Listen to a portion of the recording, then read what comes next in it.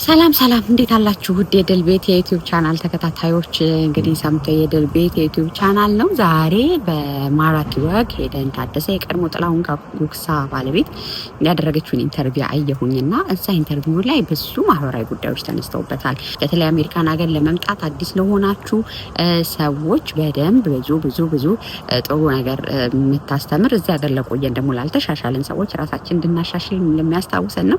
እንደ ወላጅ ደግሞ ልጆችን እያሳደግን ላለን ፓረንቶች ደግሞ ራሱን የቻለ ትምህርት ያለው ኢንተርቪው ሆኖ አግኝቼዋለሁ። ምን ዋና ጉዳዮች አሉት ቪዲዮ ታገኙበታላችሁ።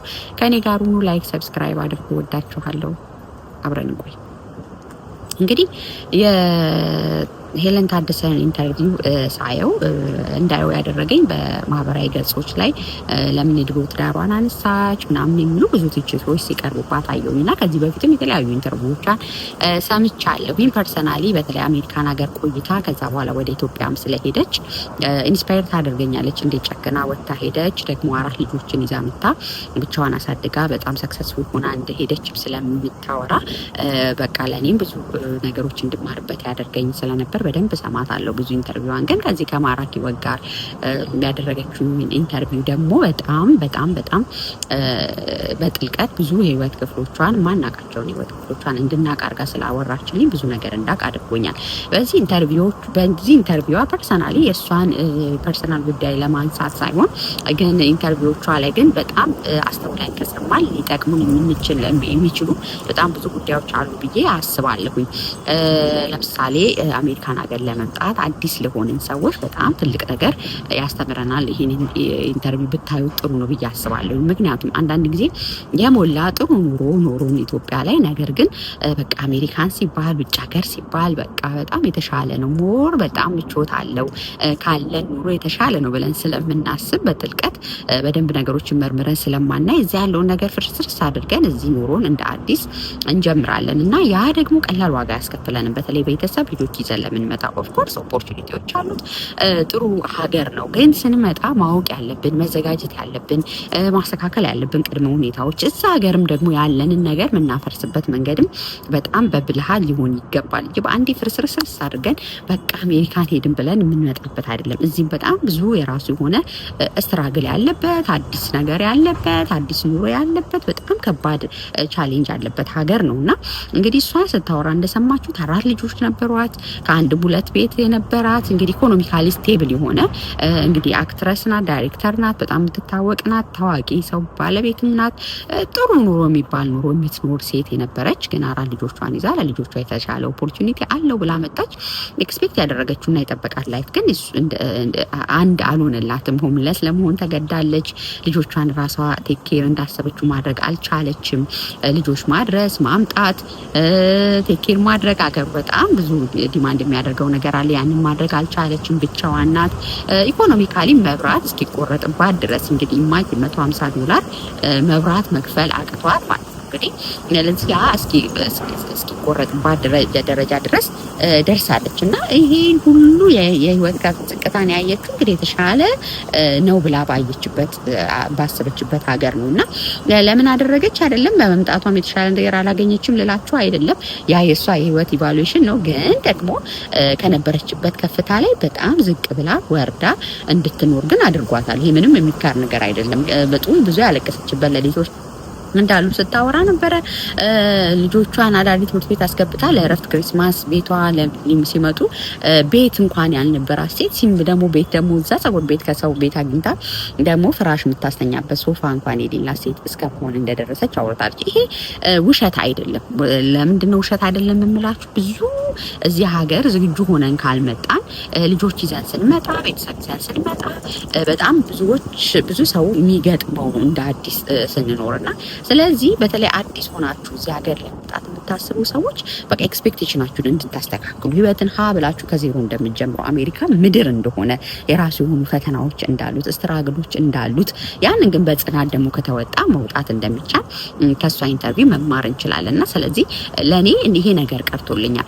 ሌላው አሜሪካን ሀገር ረጅም ዓመት ኖረን ባልና ሚስት እንኳን ሆነን ኖረን በአንድ ልጅ ብቻም ኖረን 2 ልጅ ብቻም ኖረን 3 ልጅ ብቻም ኖረን እየተጋገዝን እያሳደግንም ግን ራሳችንን ለማሻሻል የትምህርት እድሉ ያለው ኦፖርቹኒቲ ያለ የተሻለ ሰው ለመሆን ግን ብዙዎቻችን በተለይ በሀበሻው ኮሚኒቲ ዘንድ ወደ ትምህርቱ የመግባት ነገሩ ብዙ አይደለም። የለም ማለት ሳይሆን እምብዛ አይደለም።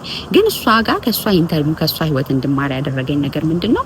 በዚህ ስትራግል ውስጥ ሆና ልጆችን ይዛ በራሷ በጣም በብዙ ህይወት ውስጥ እየወጣች ግን ለትምህርት ራሷን ለማሻሻል የተሻለ ነገር ለመፍጠር ግን ታደርገው የነበረው ጥረት በጣም ልብ የሚነካና ዛሬስ እኔ የት ነኝ ብለን እንድናስብ 20 ዓመት አንድ ካምፓኒ 20 ዓመት አንድ ዌራውስ እየሰራን ህይወትን እየገፋን ላለን ሰዎች እኔ ማንን ብለን እንድናስብ በደንብ የሚያነቃ ደውል ሆኖ አግኝቼበታለሁ ፐርሰናሊ ለኔ ማለት ነው። ምክንያቱም አሜሪካን ሀገር ላይ ለመማር ብዙ ኦፖርቹኒቲዎች አሉት፣ ግን ብዙዎቻችን እንፈራለን። ይሄኛው ባይሆንስ፣ ቆይ ዛሬ ዓመት እማራለሁ፣ ቆይ ዛሬ 5 ዓመት እማራለሁ፣ ቆይ ይሄን አድርጌ ለቤተሰብ ይሄን ረድቼ ስንል ታናስበው 20 ዓመት 15 ዓመት 10 ዓመት እንኖራለን እና እድሜ እንዲሁ ያልቃል። የጉልበት ስራ ደግሞ እድሜ ልክ የምንሰራው ነገር አይደለም። ጉልበታችን ሲደክም የምንቀጥልበት ስራ አይደለምና ስለዚህ ያንንም እንዳይበት ሆኗል። ስለዚህ ምን እየሰራን ነን የት ነን እንድንል አድርጎኛል ፐርሰናሊ እኔ ማለት ነው። በቃ ምንድነው እዚህ ሀገር ቆየን ራሳችንን ለማሻሻል ለመለወጥ ምን ያህል እየተጋን ነው ምን ያህል እየሰራን ነው ብለን ራሳችንን እንድንጠይቅ አድርጎኛል። እሷ ከአራት ልጆች ጋር ይሄንን ሀስል አድርጋ መውጣት ከቻለች ምንድነው እኛ እየጠበቀን ያለ ነው? አንድ አይነት አሜሪካን ያለችው ጽናትና አላማ ነው እንጂ ይቻላል ማለት ነው የሚል መንፈስ እንዲሰርጽብኝ አድርጎኛልና ስለዚህ በተለይ እናቶች የሆነን ልጆች እያሳደግን ያለን በብዙ ሀስል ውስጥ እያለፍን ያለን ይሄ ሁሉ መከራ ሊያቆም የሚችለው ዘላቂ መፍትሄ ስንፈልግለት ስለሆነ ራሳችንን ማሻሻል ላይ ራሳችንን ማውጣት ላይ ያሉ ኦፖርቹኒቲዎችን መጠቀም ላይ ምን እየሆንን ነው ምን እያደረግን ነን እንዴት ነን የሚለውን በደንብ አድርገን ቆም ብለን እንድናስብ የሚያደርግ ኢንተርቪው ሆኖ አግኝቼዋለሁ ይሄደን ማለት ነው። ሌላው ትዳር ላይ በተመለከተ ነው። እንግዲህ የትዳር መፍረስ ትዳር መበላሸት ምን ያህል ዋጋ ሊያስከፍል እንደሚችልም በደንብ ከዚህ ኢንተርቪው ላይ አይቻለሁ። አይዊሽ በቃ ትዳራቸው ጥሩ ሆኖ ቢቀጥል፣ ግን አሁን ሁሉም በየፊናው እሱም የራሱን የተረጋጋ ትዳር እየመራ ነው፣ እሷም የራሷን ህይወት እየመራች ነው። ግን ወልዶ ለትዳርን ማፍረስ ዋጋ ያስከፍላል። ስፔሻሊ ሴቶች በጣም ዋጋ እንከፍላለን ልጆችን ይዘን ማለት ነው። እና በተለይ ደግሞ ኮሚኒኬሽናችን ሲበላሽ ጤነኛ ያልሆነ ኮሚኒኬሽን ሲኖረን እንግዲህ እሷ መብራት የምትከፍለው 150 ብር እያጣች ለልጆቿ ግን እሱ ከኢትዮጵያ ብር ይልክ እንደነበረ ከሷ ጋር ኮሚኒኬሽናቸው ጥሩ ስላልሆነ ግን እሷ ከልጆቿ ተበድራ መብራት ለመክፈል ደረጃ እስክትደርስ ድረስ ኮሚኒኬሽናቸው ትክክል እንዳልሆነ ያሳውቃል። በተለይ ደግሞ የሀሳብ ልዩነት እንዳላቸውም እንዲሁ መገመት ትችላላችሁ። ምክንያቱም አሜሪካን ሀገር 4ቱም ልጆች ይዛ ስትመጣ እሱ ምን ብሎ ነበረ፣ እንዴት ነበር ውይይታቸው፣ ትዳራቸውስ ምን ደረጃ ላይ ሆኖ እውነትም የሁለቱ ሀሳብ ሆኖ ነው የሚለው ራሱን የቻለ ጥያቄ ነው እና ስለዚህ ትዳር ትልቅ ተቋም የእግዚአብሔር ተቋም ነው። ስለዚህ በተለይ ደግሞ የቤት ራስ ባል ወንድ ቤትን እንዲመራ አቅጣጫን እግዚአብሔር ያስቀመጠበት ነውና ስለዚህ ማዳመጥ፣ መስማማት፣ መነጋገር በተቻለ መጠን በአንድ ሀሳብ መራመድ በጣም በጣም በጣም ለህይወታችን ለራሳችንም ረፍት ነው ይጠቅመናል። እህቶች በተለይ ልጆች ካሉ በኋላ እኛ ብቻ አይደለም ወሳኞች። በተለይ በጣም ምንም እንኳን ጥሩ እድል ቢመስለንም ምንም እንኳን ቆንጆ ነገር ቢመስለንም የሁለታችንም ሀሳብ ከሌለበት ይሁንታ ከሌለበት ግን በአንድ ወገን ብቻ የሚደረግ ውሳኔና እንትን ጥሩ አይደለም። ሄዶ ዋጋ ያስከፍለናል። ስለዚህ ይህንን እንድንማር በደንብ ያደርገናል። ስለዚህ ትዳር የሁለት ሰዎች የሁለት ተቋማት የሁለት ግለሰቦች ውሳኔ እንደሆነም እንድናይበት አድርጎኛልና እግዚአብሔር በተቻለ መጠን ትዳራችንን እንድንይዝ ነው።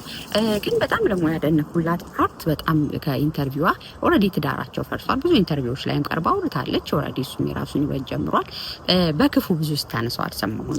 እኔ ለምን ፌስቡክ ላይም ለምን አነሳች ብላችሁ የምታነሱ ሰዎች ኦልሬዲ እንደተለያዩ ሰፓሬት እንደሆኑ የሚታወቅ ነገር ስለሆነ መደበቅ የምችለው አይደለም። ግን ይሄን ያህል በጣም ትዳሬ እሱ እንዲህ ነው ክፉ ነው ይሄን ጎርቶ ምናምን የሚል ጥልቅ የሆነ ነገር ስታወራ አልሰማሁኝም። እሱም እንደዛው በሌላ ኢንተርቪው ላይ እሱንም ሰምቻለሁና ይሄ ነገራቸው ጥሩ ነው። ምክንያቱም ልጆች ወልደዋል። ልጆች በመካከል ላይ ያሉ አሁን ደግሞ የራሳቸው ህይወት አለ። በምንም ምክንያት ትዳራቸው ይፍረስ፣ ግን ከዛ በኋላ እንደዚህ ሆነን ነበር በዚህ ገብቶ በዚህ ወጥቶ ብሎ ማውራቱ እምብዛም ጠቀሜታ ስለሌለው ያንን በጥልቀት ስለማያወሩና የተሰበሩትን ስብራት የሚሆን ያለውን ነገር በደንብ ዘርዝረው ስለማያወሩ እሱ ጥሩ ነው። ምክንያቱም ትዳሬው ለሰው ገበና ጉዳይ ስለሆነ ማለት ነው። ይሄንን በጣም አድንቄላታለሁ። ሌላው በጣም ከሷ ኢንተርቪው ደግሞ ፓረንቲንግ በጣም ወላጅነት ላይ ደግሞ በደንብ እንድናስብበት ያደረገኝ ነገር ምንድነው? እንግዲህ ያጋጠማትን ነገር ስታወራ ሰምታችኋል አይደለ? በተለይ ከእህታናሽ እህቷ በ13 ዓመቷ አርግዛ ያንን ከቤተሰብ አባቷ በጣም ኃይለኛ ስለሆነ ቲቪ እንኳን ቁጭ ብሎ አብሮ ለማየት እስከሚፈሩ የሚፈራ አባት ስላላቸው ከዛ በኋላ ያ እንግዲህ እርግዝና ሀፕን አደረገ። ያንን ለመደበቅ ሰው ጋር ወለዱ። ከዛ በኋላ ደግሞ የ7 ወር ልጅ እንደሞተባቸው ጤፍ እያጠጡት ቤተሰብ ለመንገር ማለት ነው። እና በጣም ልብ የሚሰብር ነው።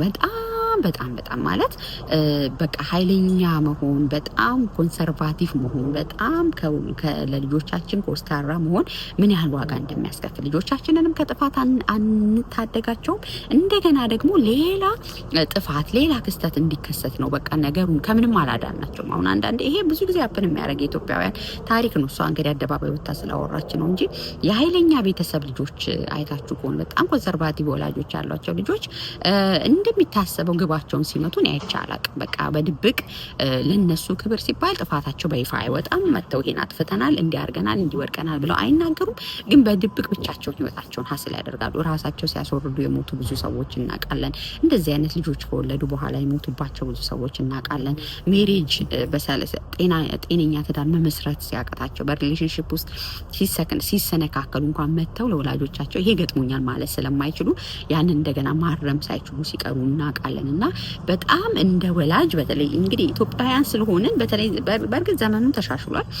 ወላጅነት ጥሩ ብዙ አፕዴት የምናደርጋቸው ነገሮች ኖረዋል። ግን ያው አብዛኛው ጊዜ ያው ያየነውን ህይወት አይደለም የምንደግመው። በቃ ወላጆቻችን ኮስታሮች ስለነበሩ ሪሌሽንሺፕ ላይ ነፃ ሆነው ያወሩን ስላልነበረ ውድቀት ላይ ብዙ ጊዜ ሰክሰስ ላይ ነው ሰለብሬት የሚያደርጉልን እንጂ እንደዚህ እኮ ተሳሳትኩ ይሄን ወደኩ እኮ ብንላቸው ኦኬ ብለው የሚሰሙን አይነት ወላጆች አይደሉም ያሉን። ስለዚህ ሰክሰሳችን ብቻ እንነግራቸዋለን እንጂ ፌል ያደረገባቸው ነገር ለወላጆቻችን አንነግርም። በድብቅ ግን ያንን ለመወጣት በምናደርገው መንገድ ላይ ግን ብዙ ወጣቶች ህይወታቸውን ሲያጡ ምስቅልቅል ያለ ህይወት ውስጥ ሲገቡ እናያለን። እና በሄለን ፋሚሊ ውስጥም ይሄን ነገር ነው ያስተዋልኩት። እሷም ከጋብቻ በፊት ነው የወለደችው የመጀመሪያ፣ ከዛ በኋላ ነው ትዳር ያደረገችው። እህቷም ደግሞ በተመሳሳይ ያንን አድርጋ በ13 ዓመቷ ልጅ ሲሞት ማየት በጣም ልብ የሚሰብር ነገር ነው። እና ወላጅ የሆንን ሰዎች ከልጆቻችን ጋር ቅርብ ሆነን ይሄ ሁሉ ጥፋት ከመድረሱ በፊት ይሄ ሁሉ ክስረት ከመድረሱ በፊት ልጆቻችን እንዲያውቁ እንዲማሩ ከእንደዚያ ነገር እንዲጠበቁ በጣም ፍቅር በሆነ መልኩ ክፉና ደጉን ማሳየት ኢፍ ደግሞ በቃ የሆነ ነገር ሆኖ ሀብትን ካደረገ ደግሞ ከተሰበሩ ደግሞ ከኛ ከወላጆች የቀረበ ማንም ስለሌላቸው ከኛ በላይ ሊረዳቸው የሚችል ሰው ስለሌለ አብረናቸው እንድንቆም ከኛ ክብርና ስም ይልቅ የልጆቻችን ህይወት ግድ እንዲለን በጣም የሚያሳስብ ኢንተርቪው ነው ከሷ ህይወት ያዩት። ይሄ አብዛኛው አበሻ የቤተሰብ ፓረንቲንግ ስታይል ነው። አብዛኞቻችን ያለፍንበት መንገድ ነው። ግን ደግሞ ጉዳቱ ህመሙ በጣም ከውስጥ የማይወጣ ነው። እና እንዴት እንግዲህ ተረብሻ ስታለቅስ ሁሉ በኋላ እህቷ ትዳርም ሳትመሰርት በአይነ ስጋም ሳይበቁ እንደተለያዩ አይቼበታለሁ። እና ስለዚህ እነዚህ አንኳር ጉዳዮች በሄለን ኢንተርቪው ላይ አይቻለሁም። በጣም ጠቃሚ ናቸው። እንደዚህ አይነት ኢንተርቪዎች ስናይ ፐርሰናሊ እኔ የሰዎቹን ጉዳይ አይደለም ከዚህ ውስጥ ምን ይቀርልኛል፣ ምን ልማር? ምክንያቱም ሰለብሪቲዎች ናቸው፣ ህይወታቸውን ወጥተው ያወሩታል። ግን የእነሱን ህይወት እንዲሆኑና እንደዛ ሆኑ ብለን ከመፈትፈት ባለፈ ቆም ብለን ግን ከዚህ ውስጥ ምን እናገኝበታለን፣ ምን እንማር፣ ለእኛ ምን ይረባናል ብሎ ማውጣት ደግሞ ብልህነት ነው። ጊዜያችንን ካባከንን ሰዓታችንን ካባከንን አይቀር ቆም ብለን ቁም ነገሮችን መውሰድ ቆንጆ ነው። ስለዚህ ለእኔ ከሄለን ኢንተርቪዎች እነዚህ ነገሮች አግኝቼበታለሁ። አሁን ደግሞ እንግዲህ እግዚአብሔር ረድቷት ኢትዮጵያ ላይ እየሰራችን ያለችው ጥሩ ነው። እኔ ግን ትንሽ ደግሞ ከሄለንን ሳያት በጣም ውስጧ ብዙ ህመሞች አሉ። ከፋሚሊዋ፣ ከትዳሯ፣ ልጆች ከማሳደግ ብዙ ያሳለፈችበት እና ለራሷም ግን ቴራፒ ብታደርግ እነዚህን ቁስለቶቿን መርሳት የምችልበት አሁንም ቡቡናት ሳያት እና መፈወስ የምትችልበት ጤናማ ነገር ለራሷ ላይ ደግሞ በደንብ ትኩረት ብታደርግ ጥሩ ነው። ኦፍኮርስ እየሰራች ነው። አሁንም ምሳሌ ለመሆን ሰዎችን ለመርዳት እሷን የመታት እንቅፋት እንዳይመታት ለሌሎች እንቅፋቶችን ለማንሳት እያደረገች ያለችው ጥረት ቆንጆ ነው። አሁንም ግን በደንብ ሂል እንድታረግ ደግሞ የተለያዩ ነገሮችን ለራሷ ብትወስድ ጥሩ ነው ብዬ አስባለሁ። እግዚአብሔር ይርዳት። እወዳችኋለሁ። የድል ቤትን ሰብስክራይብ አድርጉ። እንደዚህ አይነት ማህበራዊ ጉዳዮችን ሳይ ሪፍሌክት ማድረግ ስለምወድ ነው። አመሰግናለሁ። ባይ